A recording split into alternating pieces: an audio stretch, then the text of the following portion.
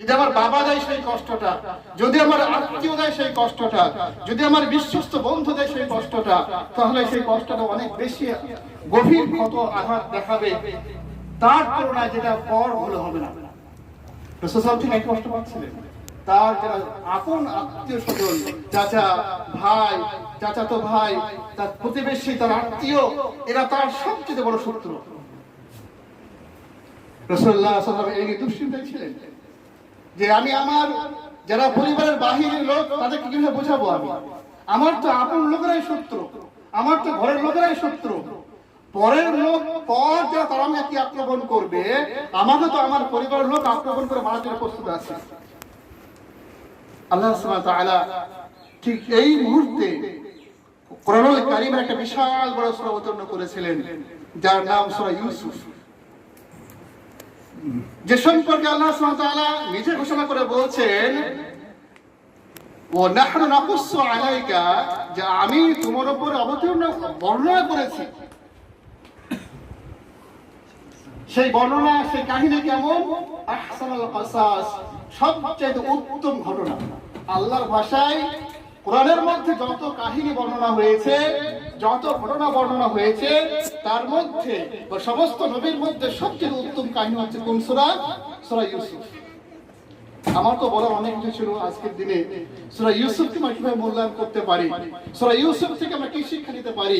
আজ যখন আমার দেশ আমাদের সংকীর্ণ হয়ে যাচ্ছে, আজ যখন আমরা বিভিন্নভাবে রাজনৈতিক চক্রান্তের শিকার হয়ে দাঁড়িয়েছি, আজ যখন আমাদের সামনে বিভিন্নভাবে প্রতিবাদ, প্রতিরোধ, চক্রান্ত, হতাশার প্রাচীর দাঁড়িয়েছে, যখন আমাদের আকাশ ছোট হয়ে যাচ্ছে, মায়ের তলের মাটি সরে যাচ্ছে, যখন আমরা দুশ্চিন্তায় চিন্তাগ্রস্ত হয়ে পড়েছি যে আমাদের ভবিষ্যৎ কি হবে, আমরা কিভাবে এই চক্রান্ত থেকে উত্তীর্ণ হব, কিভাবে আমরা আমাদের হক ফিরিয়ে পাবো, কিভাবে আমরা আমাদের অধিকার নিয়ে আমরা আমাদের আত্মমর্যাদা নিয়ে স্বাভাবিকভাবে বাঁচতে পারবো, আমরা সকলে চিন্তাগ্রস্ত।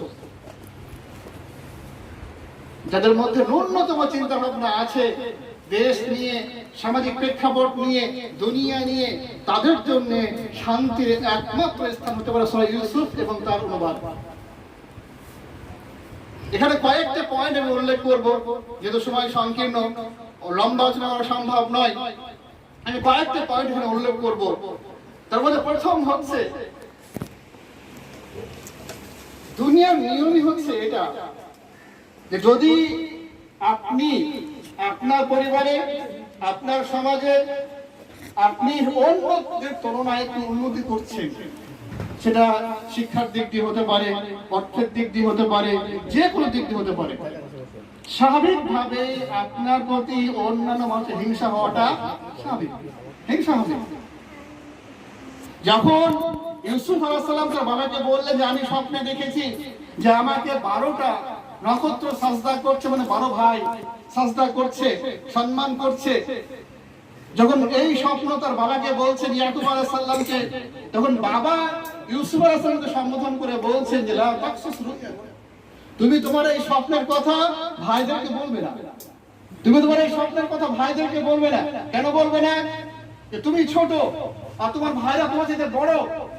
যদি তোমার সম্পর্ক তারা জেনে যায় যে আমার এই ছোট ভাই বড় ভাই আমাদের শাসক হবে, আমার এই ছোট ভাই আমাদের বড় ভাই নেতা হবে, তার অধীনে আমাদেরকে কাজ করতে হবে, অথচ আমরা বড়, আমরা সম্মানী, আমরা শক্তিশালী, অথচ আমাদের চাইতে এ ছোট ছেলে নাবালক, সে আমাদের থেকে মর্যাদাবান হয়ে শক্তিশালী হয়ে যাবে, এটা তারা মানতে পারবে না।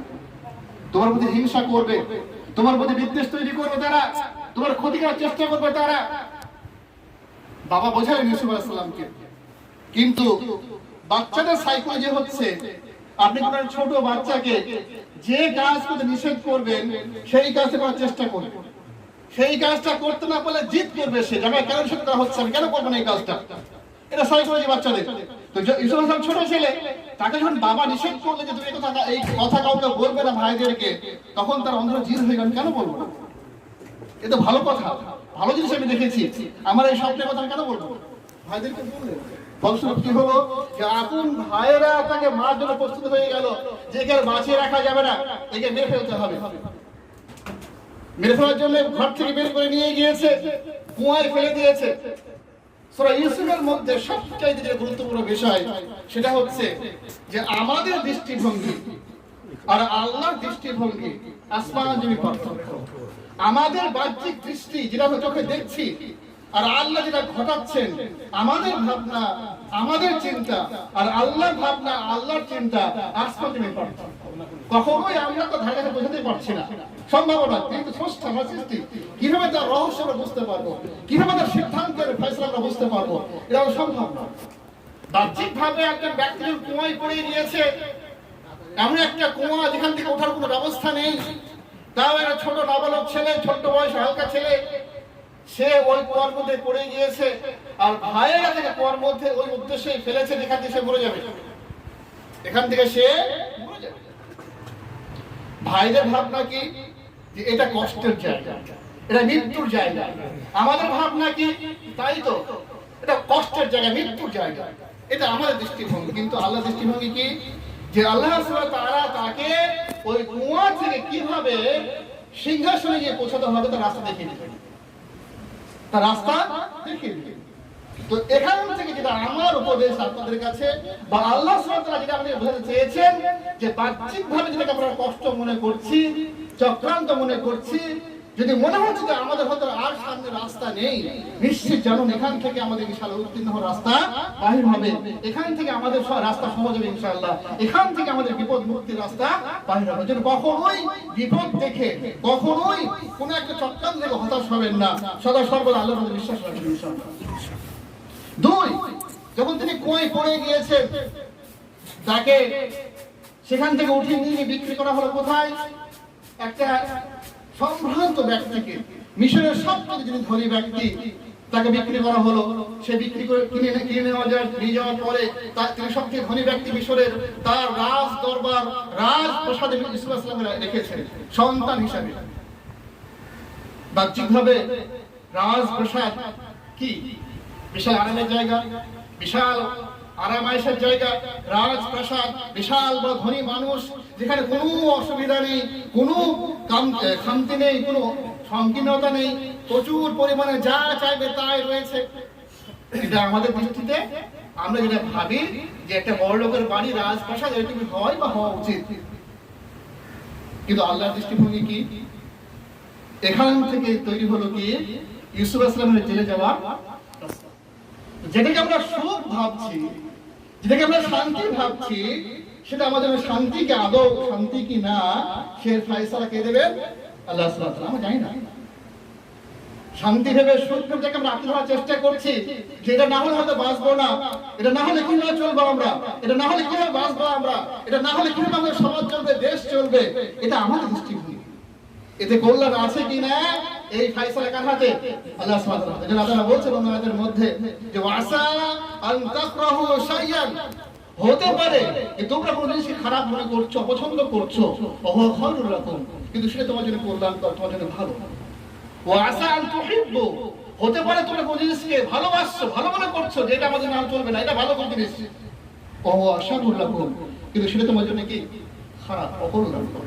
তো কোনটা ভালো আর কোনটা খারাপ, কোন পরিস্থিতিটা ভালো আর কোন পরিস্থিতিটা ভালো নয়, এটা আমাদের চাইতে আল্লাহ অবশ্যই বেশি।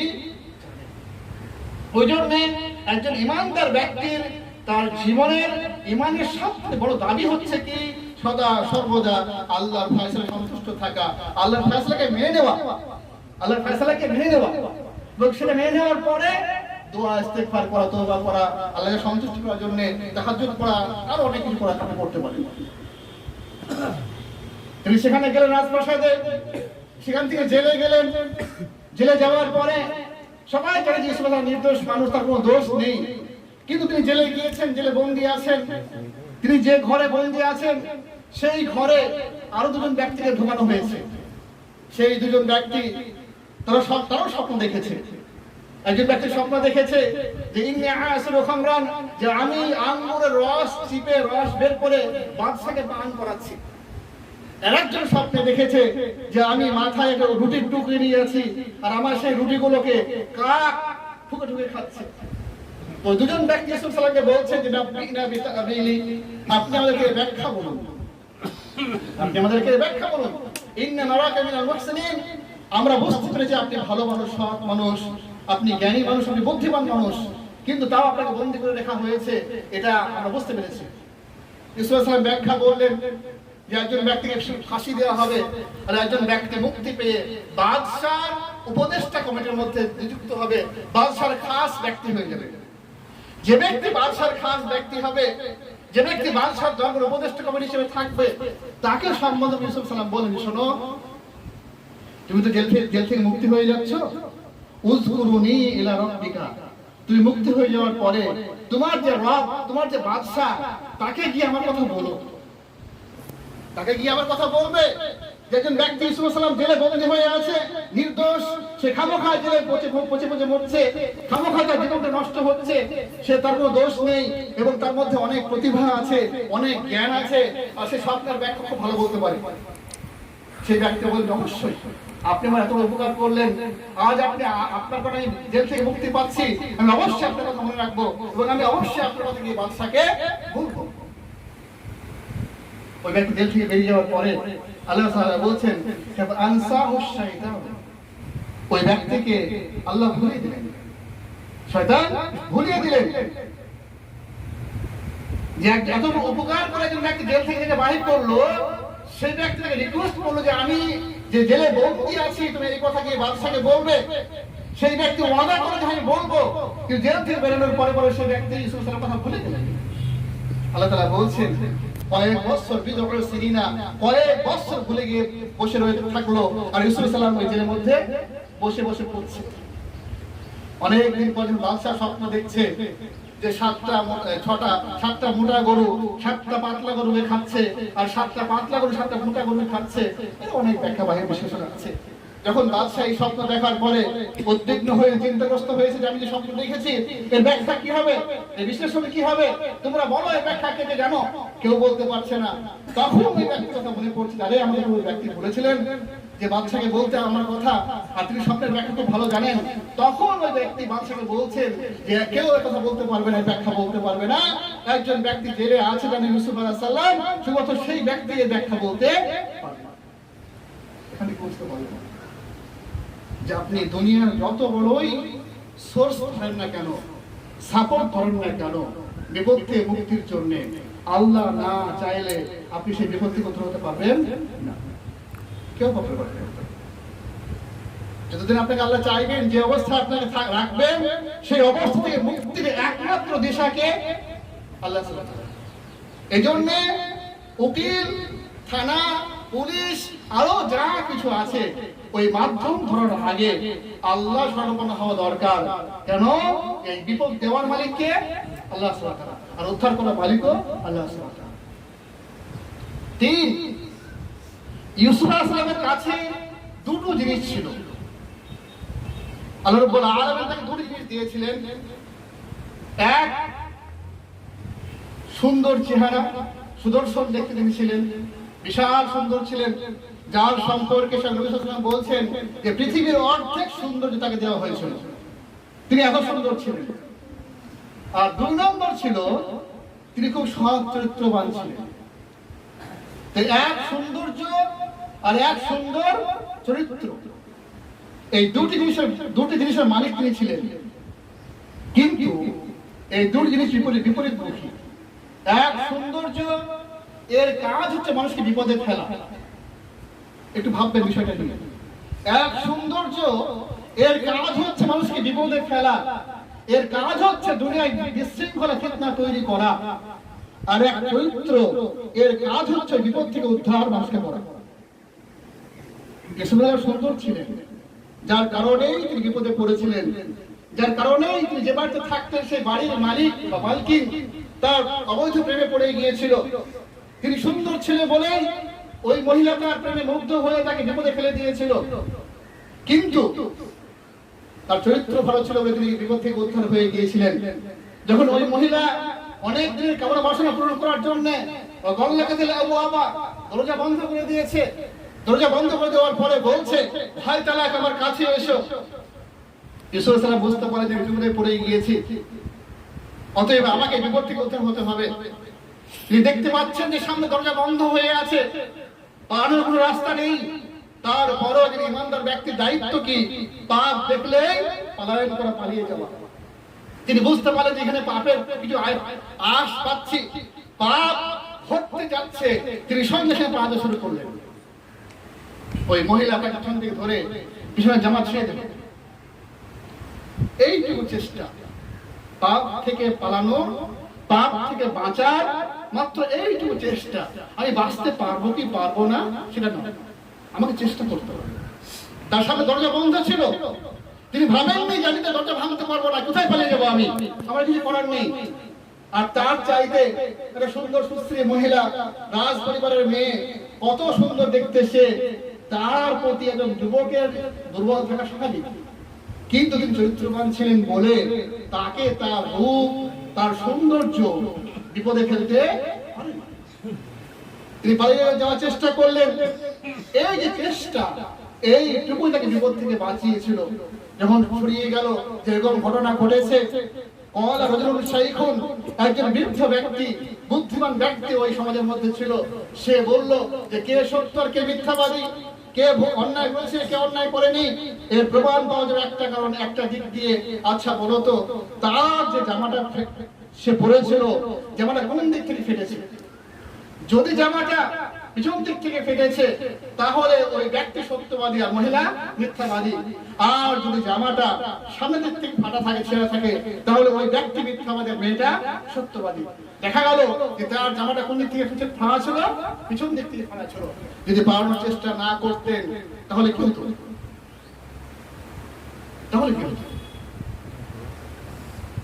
বিপদ থেকে, বিশৃঙ্খলা থেকে, চক্রান্ত থেকে মুক্তির একটা অন্যতম উপায় হচ্ছে পাপ থেকে পলায়ন করা। এই জন্য রাসূল সাল্লাল্লাহু আলাইহি ওয়াসাল্লাম বলছেন, রাস্তায় চলতে গিয়ে যদি কোনো মহিলার দিকে চোখ পড়ে যায়, এটা আকস্মিক হতেই পারে, কিন্তু আমার আপনার দায়িত্ব কি? আমার আপনার ইমানের দায়িত্ব কি? আমার চরিত্র কেমন হওয়া দরকার? সঙ্গে সঙ্গে চোখ ফিরিয়ে দিও। আর চোখ থেকে টিকিয়ে রাখাটাই হচ্ছে কি? তখন গুনাহ। তা আমার সেই ইমান হওয়া দরকার, আপনার আমার সেই চরিত্র থাকা দরকার, যে চরিত্র আপনাকে আমাকে পাপ থেকে বাঁচিয়ে বিপদ থেকে উদ্ধার করার রাস্তা বাহির করে দেবে। তো আমার রিকোয়েস্ট আপনাদের কাছে যে সূরা ইউসুফকে একবার অন্ততপক্ষে অনুবাদ সহ পড়ে প্রত্যেকটা ঘটনাকে একটু দেখার চেষ্টা করবেন যে আল্লাহ এটা কেন ঘটাইলেন, কেন করলেন, এটা কেন হলো। এটা যদি আপনি একটু অনুভব করার চেষ্টা করেন, একটু উপলব্ধি করার চেষ্টা করেন, তো আজকের দিনে সূরা ইউসুফকে যদি আমরা মনে করে ধরতে পারি, তাহলে আজ যে বিপদ বিভিন্ন চক্রান্ত আমাদের সামনে ভেসে আসছে, ইনশাআল্লাহ আমরা এর মুক্তির রাস্তা খুঁজে পেতে পারি। আল্লাহ রাব্বুল আলামিন আমাদেরকে, সকল ব্যক্তিকে, নবীদের কাহিনীগুলোকে, ঘটনাগুলোকে ঠিক সেইভাবে, সেই উদ্দেশ্যে সঠিকভাবে মূল্যায়ন করে অর্থ সহ, ব্যাখ্যা সহ উপদেশ নিয়ে যেন করতে পারি, এবং সেখান থেকে উপদেশ নিয়ে যেন আমাদের ভবিষ্যৎকে বা চলার পথকে সহজ করতে পারি। দুশ্চিন্তা মুক্ত করতে সে তৌফিক দান করুন, আমিন। আলহামদুলিল্লাহি রাব্বিল আলামিন, ওয়াসসালাতু ওয়াসসালামু আলা আশরাফিল আমবিয়া ওয়াল মুরসালিন, নবিয়িনা মুহাম্মদ ওয়া আলা আলিহি ওয়া সাহবিহি আজমাইন ওয়া মান তাবি'আহুম বিইহসান ইলা ইয়াউমিদ্দিন, আম্মা বা'দ। আউযু বিল্লাহি মিনাশ শাইতানির রাজীম। বিসমিল্লাহির রহমানির রহিম। قل الله احد الله الصمد لم يلد ولم يولد ولم يكن له كفوا احد. اللهم صل على محمد وعلى ال محمد كما صليت على ابراهيم وعلى ال ابراهيم انك حميد مجيد. اللهم بارك على محمد وعلى ال محمد كما باركت على ابراهيم وعلى ال ابراهيم انك حميد مجيد. واخر دعوانا رب العالمين. السلام عليكم ورحمه الله وبركاته.